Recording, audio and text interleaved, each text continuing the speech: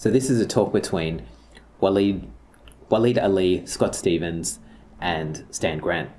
And they were talking about the idea that Australia is breaking. They even explored the idea of whether Australia actually is breaking and what breaking actually means. So let's jump straight into that. You might notice in my notes that I don't actually have anything about Australia is breaking. Well, certainly not at the center. And so this speaking truth without division ?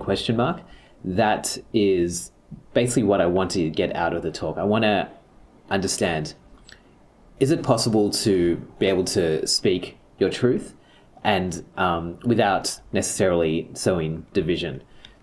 And so I took the notes with that in mind. Where to start? So I think a good place to start is probably this place here, where they ask, is Australia really breaking?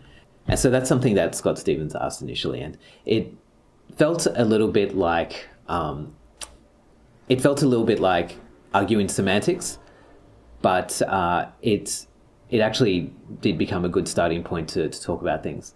So the first thing is, there's a distinction between breaking and broken. I think what Scott Stevens was saying was, like, if you compare Australia to the United States, where the United States seems to be a lot more polarized than us, it's like, can you really talk about Australia being broken?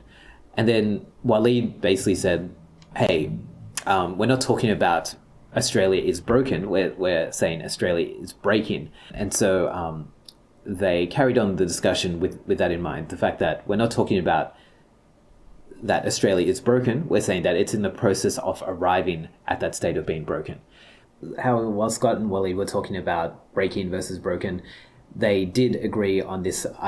They did agree that from the perspective of the First Nations people, there is probably a view that Australia is broken, especially considering what happened with the Voice referendum in late 2023, where the resounding success of the "If you don't know, then vote no" campaign suggested that a lot of Australians were willing to vote on such an important matter without possibly taking into account all of the facts. And from the perspective of the First Nations peoples of Australia, it can be seen that, Australia probably is broken. And so then we talk about, like, what does breaking actually mean? What's the test? How do you measure? And so you can see here how to measure, and then you've got the airport test. And as you can see, I've got a question mark there. I didn't know what the airport test was until I followed up later on. And so for those of you that didn't know it, like me, an airport test is, the question is basically, would I want to be stuck at an airport with this person? So I thought this was a bit of a strange way to measure social cohesion, but I think it's I think it makes sense. Like, as in, if it's the case that only 1 in 10 Australians you'd be willing to be stuck at an airport with, then it probably suggests that you're not feeling a lot of social cohesion with the other citizens of Australia. Whereas if it's more like 9 out of 10, as in 9 out of 10, like you pick nine people at random. You pick 10 people at random, and out of those 9 people you'd be willing to be stuck at an airport with, then there's more likely to be cohesion. I think I feel like it's a bit of a strange test, because it's just like, I don't know, I just find being stuck at airports to be a bit distressing. So, but that's the measure that they use. And I can't really think of a better measure. So maybe that's the best one we got for now.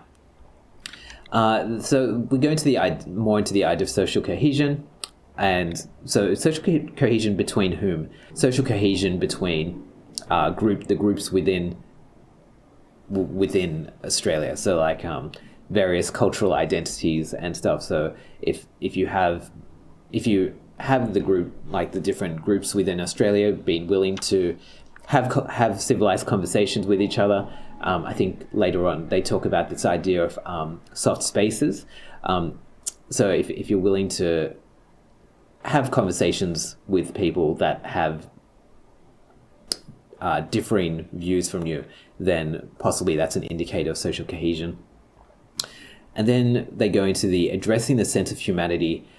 So that's things like not othering people. And I think that is a really good indicator of social cohesion. The idea of like, you got someone that is strongly right-winged politically, and then someone that's strongly left-winged politically, and they can still talk to each other about life.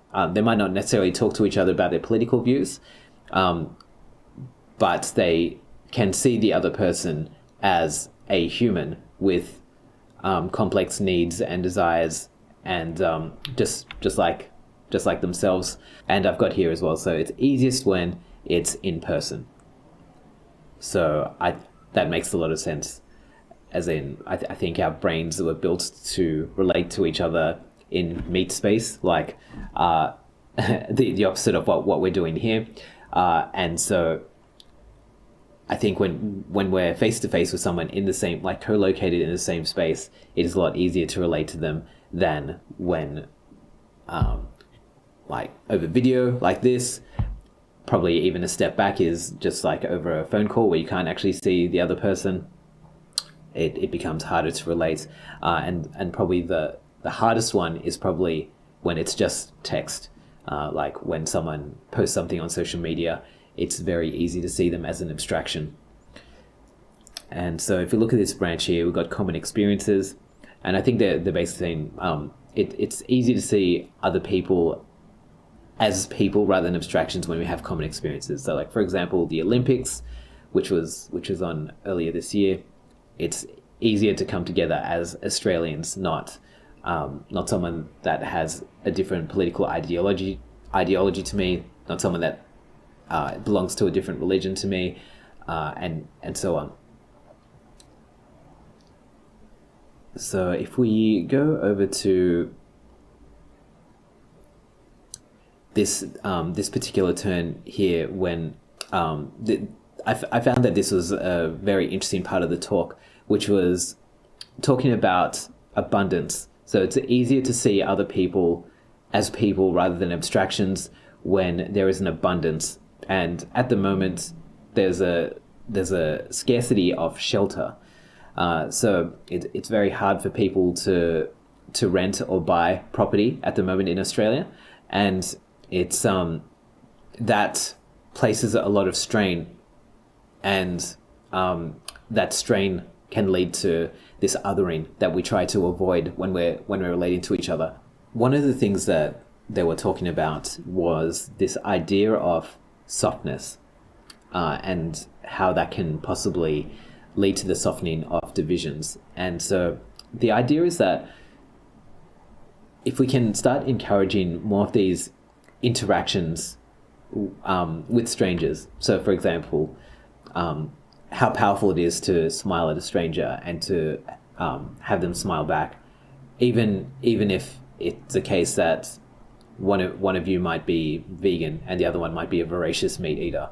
And it's a way of establishing common humanity in, and I've written here the Hari thing. That's Johann Hari wrote a book, I think it was called Lost Connections, and they were talking about this idea of social prescribing, where when you do activities with strangers, I think he was talking about tending to a garden, you start recognizing the common humanity between.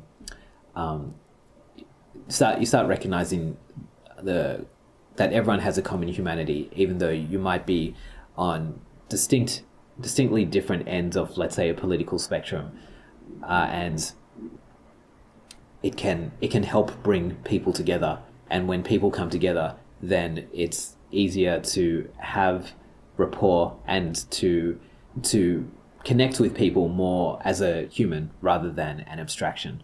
And I like that they mentioned that. I like that they mentioned that because it feels like a really nice way forward amidst all the I guess it felt like an otherwise fairly dire talk about Australia is becoming more and more polarized.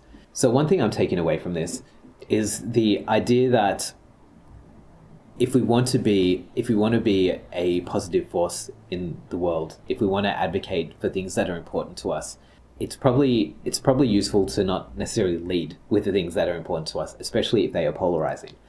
And so this is easier said than done, because the whole reason we want to talk about these things is because they're important to us.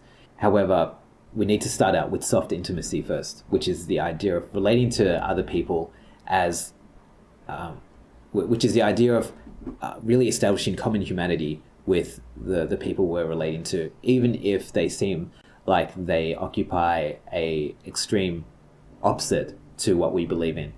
And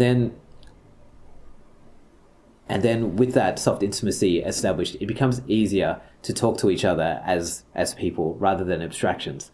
And then from there, we can better